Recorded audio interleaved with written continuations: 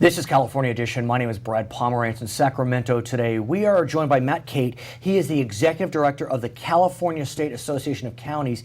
He is joined by the President of that organization, Vito Chiesa. He is also a supervisor in Stanislaus County, which is in the Central Valley. Modesto is its county seat. Gentlemen, thank you for joining us, and congratulations, Mr. President. Thank you very much. What does that mean? What does that mean? It means a lot of work outside of my county. Yes. Trying to find balance, but I'm really here to help the 58 California counties, which is a very diverse group of folks.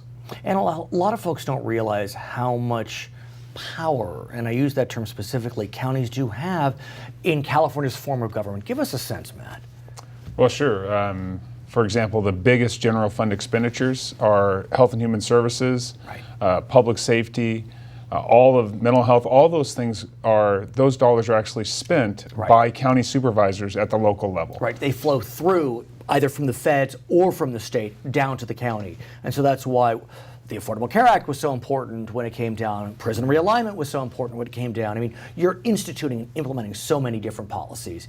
You, as a supervisor in Stanislaus County, are really in ground zero for the drought and the impacts of the drought, which is really affecting all of our counties. Give us a sense, sir, how the drought is impacting Stanislaus, the Central Valley, and you're also a farmer yourself. Yeah. Yeah. I always like to characterize as in my private life and my other life, Right. it's issue number one. We're not out of the drought. We've had great rains, which have really helped out, but there isn't much of a snowpack. When I look at the base of Stanislaus County and the Valley counties, the base of their economy is agriculture, and they're so reliant upon water.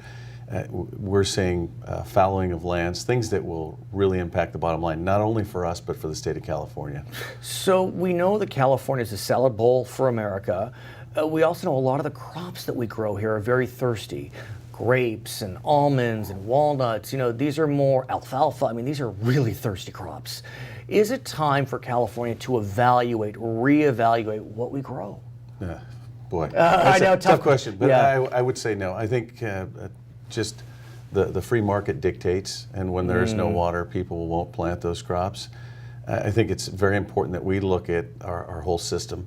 We look collectively statewide at what we're doing with storage, what we're doing for management of our water portfolio, for lack of a better word. And we'll talk about that. I want to get a sense from you, Matt, though, about from all the level of all 58 counties, how is the drought impacting? I know you have a bird's eye view as well, but let me ask you, Matt, how is it feeling?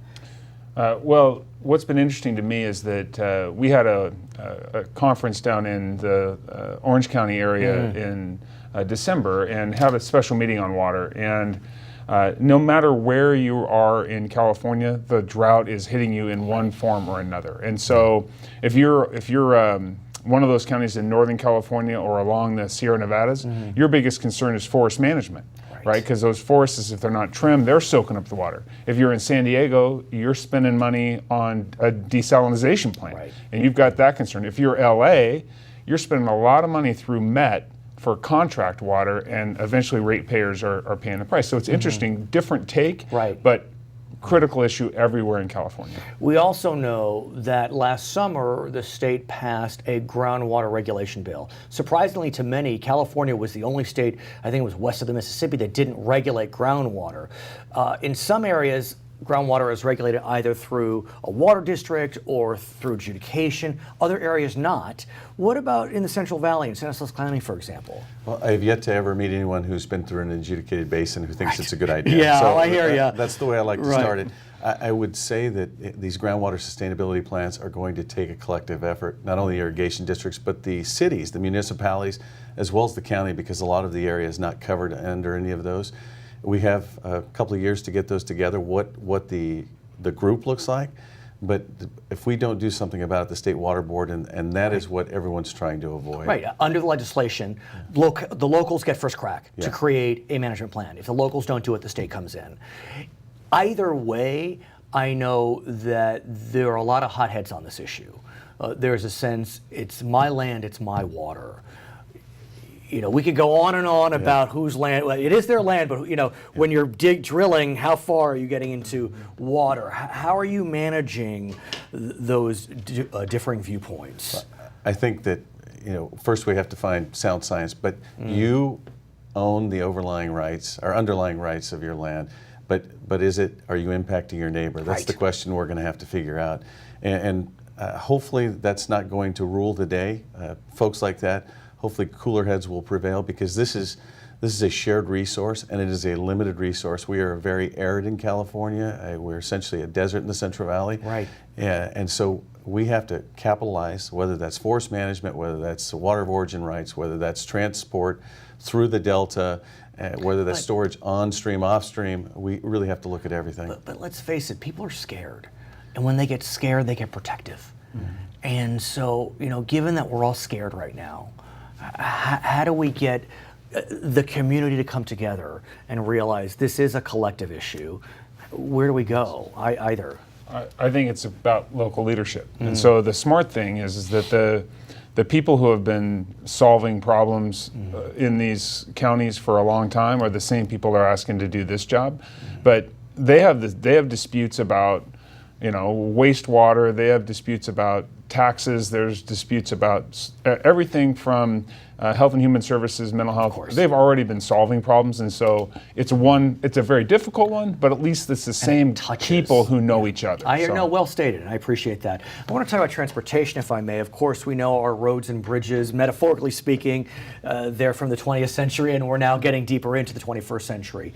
Recently, near your home, the governor was at a groundbreaking for high-speed rail. There's a lot of focus on that project, but we still have other infrastructure needs. I know the CSAC is looking at those. Where are we on infrastructure outside of the high-speed rail question? Well, we were gratified the governor raised the issue in the State of the State. I mean, he talked about the fact that we have an aging infrastructure, that we're falling behind, deferred maintenance, $8 billion a year. It's really becoming critical. And I think our view, with gas prices as low as they are, right, next year we could see 23% less revenue. And just explain that. I mean, it's a blessing for consumers, but what we don't realize is that a percentage of that every dollar goes to local streets and roads. And so it's great while I fill up my truck, right, but not or your tractor, but not so good when I hit that pothole. Right. And I'm like, God, where is the group to fix this? And we pay for the right to use that through gas taxes. And as long as they're really at record lows, we got to figure out what do we do to repair our roads. There's a lot of noise on gas tax. At the federal level, the gas tax has not been increased, and so there's talk about whether the federal gas tax should be increased, because that money, I believe, sir, doesn't it flow right back down to local governments for infrastructure? A portion of that does. Right. Yeah. And so where do we go on this question? Do we need to increase the gas tax in California? I mean, a lot of folks are talking about this, quote, hidden gas tax as part of cap and trade, but where do we go? I think there's a real opportunity here, because with the mileage increasing on vehicles, this has been in decline for some time. Right, the Priuses. Yeah, and the CTC has a subcommittee that's going to report out. And CTC is? California Transportation Commission, and they're going to look at different funding sources, but those are probably long-term solutions. And in self-help counties, the majority of the people live in self-help counties, which have half cent, 1 cent, 1.5 cent sales tax dedicated to roads, but they're still falling behind. So on top of that, we have to look at all options, and the gas tax could be one of those options we need to look at. Voting thresholds, going to vehicle miles traveled, but there's a real serious concern. You talk about voter thresholds. I've always been surprised that in California, for a specific bond or tax, you need 2/3. For a general, you need 50% plus one. It seems like you'd want the reverse. You would think so. Right. Yeah. Where's CSAC on this? Well, counties are about local control. Right. And so our viewpoint has been for a long time that a majority plus one, each county decides for themselves. Okay. His name is Matt Cate. His name is Vito Chiesa. My name is Brad Pomerance. It's California Edition.